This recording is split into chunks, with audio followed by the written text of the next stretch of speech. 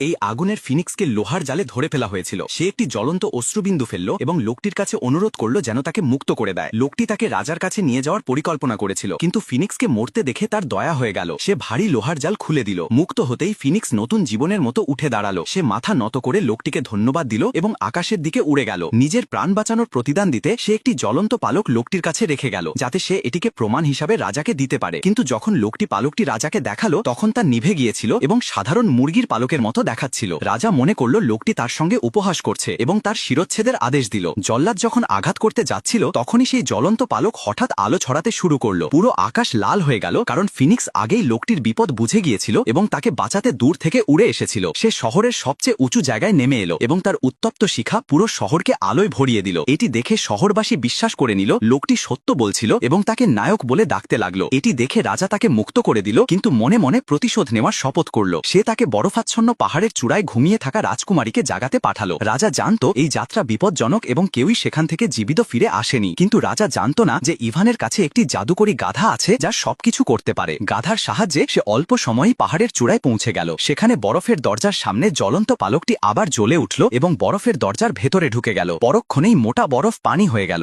গাধা পিছলাতে পিছলাতে নিচে পড়তে লাগলো, কিন্তু একটি পাথরের ধারে আটকে গেল।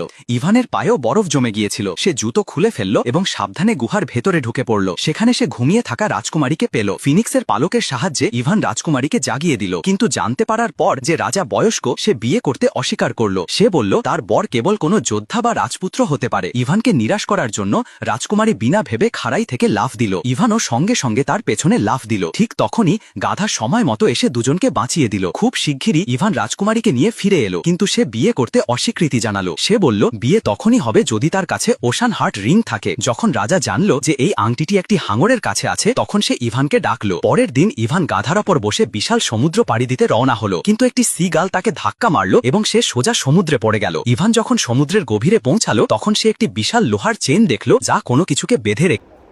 আমার চ্যানেলটা সবাই ফলো করবেন, নিত্য নতুন ভিডিও পেতে ফলো দিয়ে রাখবেন।